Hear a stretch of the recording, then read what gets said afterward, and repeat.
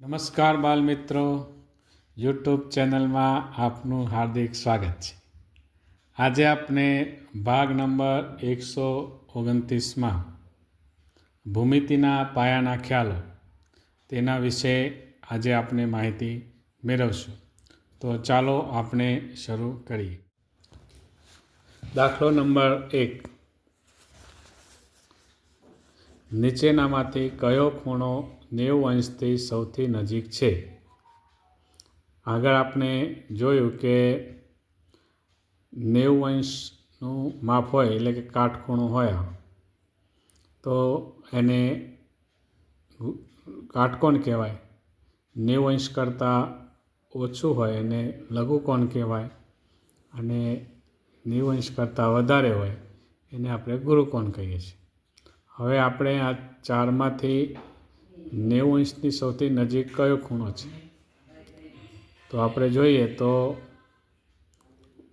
અહીંયા જઈએ તો લઘુકોણ છે, આ ગુરુકોણ છે. આ ખૂણો આપણને કહેવાય કે 90 અંશથી નજીક લાગે છે. એટલે આપણું ઓપ્શન નંબર સી એ આપણો સાચો જવાબ આવશે. ત્યારબાદ દાખલો નંબર 2. નીચેનામાંથી કયો આકાર બંધ આકૃતિ દર્શાવે છે?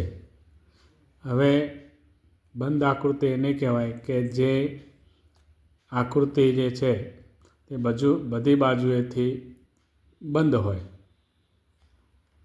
એને આપણે બંધ આકૃતિ કહેવાય.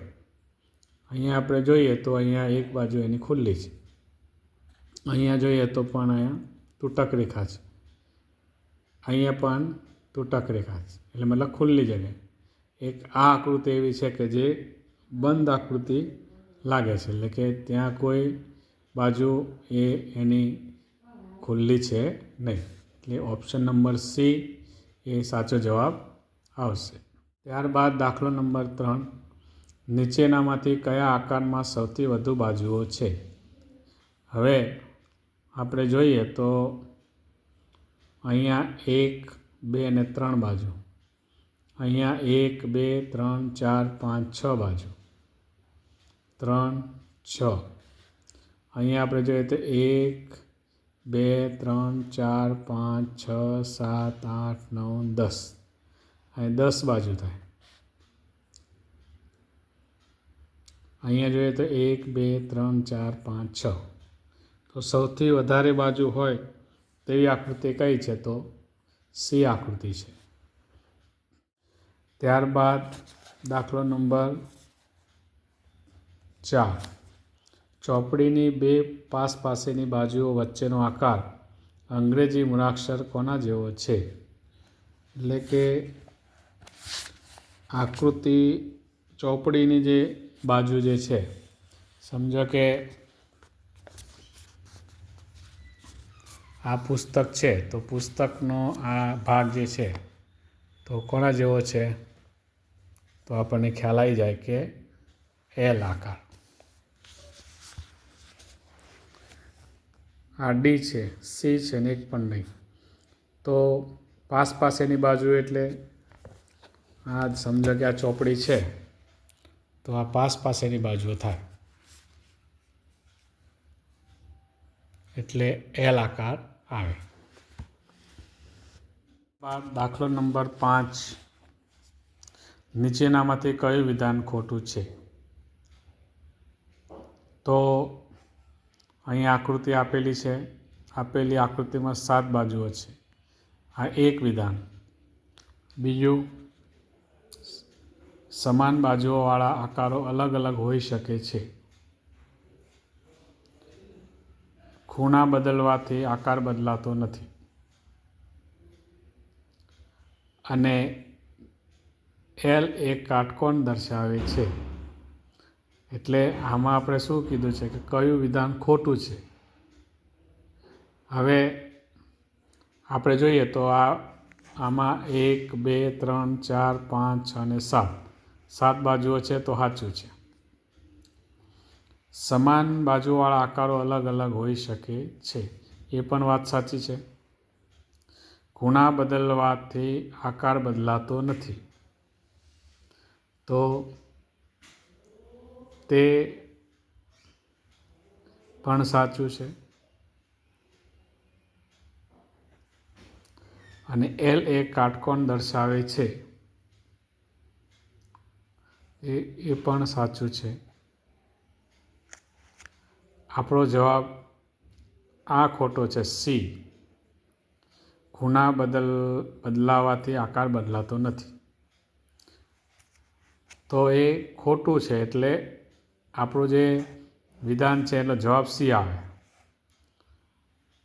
આપણે અહીંયા સાચું લખેલું હોય તો 3 સાચા છે, પણ અહીંયા ખોટું છે એટલે આ ત્રીજો સી આવશે. ખૂણા બદલાવાથી આકાર બદલાતો નથી.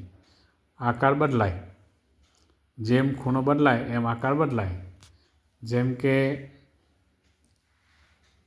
આ લઘુકોણ છે અથવા તો આ ત્રિકોણ છે.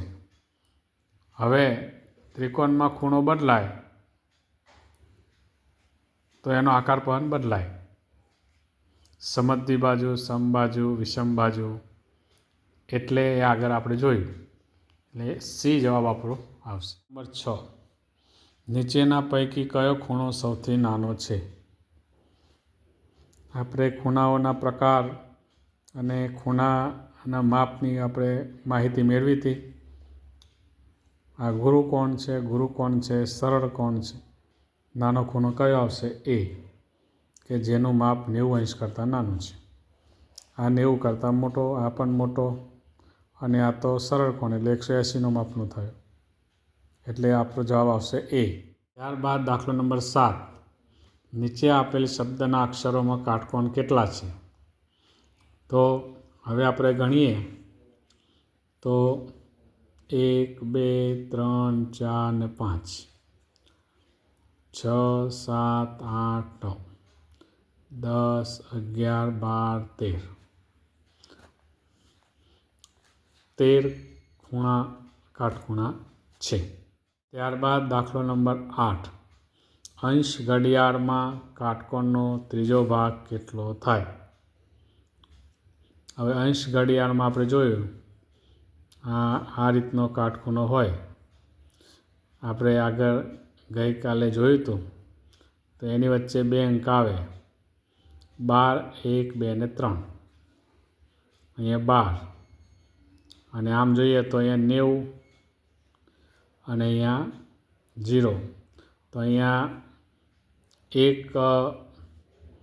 ત્રીજો ભાગ જોઈએ તો 90ના 3 ભાગ કરો તો કેટલા થાય? 30. એટલે આપણો જવાબ આવશે બી. ત્યારબાદ દાખલો નંબર 9, 90 અંશના ખૂણાને શું કહેવાય? સીધી વસ્તુ છે, કાટકોણ કહેવાય. ત્યારબાદ 10મો દાખલો, ખૂણા માપવાના સાધનને શું કહે છે? તો ખૂણા માપવાના સાધનને આપણે એમાં પણ જોયું હતું ભૂમિતિના પાયાના ખ્યાલોમાં કોણ માપક વડે આપણે ખૂણો માપી શકીએ છીએ. એટલે સી ઓપ્શન આપણો સાચો જવાબ આવશે. આજે આપણે ભાગ નંબર 129માં આપણે ભૂમિતિના પાયાના ખ્યાલો એની માહિતી મેળવી. હવે પછી આગળના દાખલા ભાગ નંબર 130માં આપણે જોઈશું. નમસ્કાર.